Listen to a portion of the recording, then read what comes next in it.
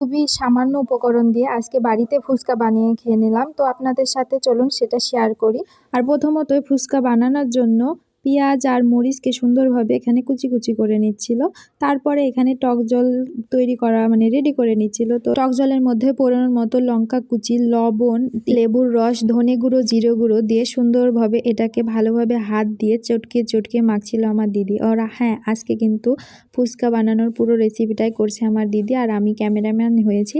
তো ফুচকাটা কিন্তু টক জল, ফুচকার জন্য যে টক জল সেটি রেডি হয়ে গেছে, আর এখন সেদ্ধ মাখানো হচ্ছে। আর আপনাদেরকে তো বলেছি খুব সামান্য উপকরণ দিয়ে কিন্তু সব কিছু আজকে করা হচ্ছে। তো জিরে গুঁড়ো, ধনে গুঁড়ো দিয়ে আর পেঁয়াজ মরিচ দিয়ে এই আলু সিদ্ধটাকে মাখানো হয়েছে। এতে যা স্বাদ হয়েছিল তা অসাধারণ।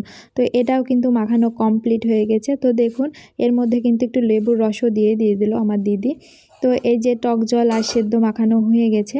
তো এবার আসি ফুচকা বানানোর পালা। তেলটা দিয়ে দিল। তো তেলটা গরম হওয়ার সঙ্গে সঙ্গেই ফুচকা বানিয়ে নিচ্ছে। তো একে একে কিন্তু সবগুলো ফুচকা ভেজে নিচ্ছিল আমার দিদি। ওইদিকে আলু সিদ্ধ আর টক জল রেডি করে এদিকে আবার ফুচকা ভাজতে চলে এসেছি। তো দেখুন বন্ধুরা, কত সুন্দর কিন্তু ফুচকাগুলো ফুলছে। আর কি এই ফুচকাগুলো একটু নরম নাকি বুঝতে পারছিলাম না, কিছুটা ফুলছিল আবার কিছুটা একেবারে ফুলছিল না। তো যাই হোক, খুব সুন্দর করেই কিন্তু ফুচকাগুলো ভাজা হয়েছিল। আর আপনাদের কার কার ফুচকা খেতে ভালো লাগে বা পছন্দ করেন আমাকে কিন্তু অবশ্যই কমেন্ট করে জানাবেন। আর বেশিরভাগ মেয়েরাই কিন্তু বেশি ফুচকা ভালোবাসে আর কি। তো আপনারা কিন্তু কমেন্ট করতে ভুলবেন না অবশ্যই। আর এই ফুচকার প্যাকেটটা অনেক দিন ধরে বাড়িতে নিয়ে এসে রাখা হয়েছিল। তো আজ খাবো কাল খাবো করতে করতে খাওয়াই হচ্ছিল না। দিদি বলছিল যে আমাকে বানাতে, আমি বলছিলাম দিদি তুমি বানাও। তো এভাবে দিন কাটছিল। তো যাই হোক, আজকে শেষমেশ সেই ফুচকাটা বাড়িতে করেই ফেললাম। সে কারণে হয়তো একটু নরম হয়ে গেছিলো আর কি।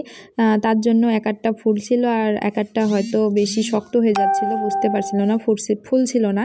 তো যাই হোক, দেখতে দেখতে কিন্তু অনেকগুলো ফুচকায় ভেজে নেওয়া হয়েছে। আর যে কোনো জিনিস বাড়িতে তৈরি করে খাওয়ার কিন্তু মজাটা একটু আলাদাই হয়, তাই না বলুন? সব কিছুতে হয় একটু বেশি বেশি করে দেওয়া যায়। আর দোকানে তো সব কিছু পরিমাণ মতো থাকবে, সেখানে ইচ্ছে মতো তার নেওয়া যাবে না।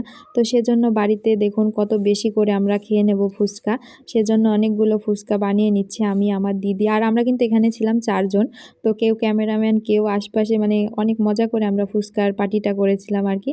তো এই যে ফুচকা টুচকা নিয়ে এখন আমরা বসে পড়েছি। এখন আমার দিদি সবগুলো একে একে ফুচকাগুলো আগে বানিয়ে নিচ্ছিল, আগে বড়দের জন্য বানাচ্ছিল।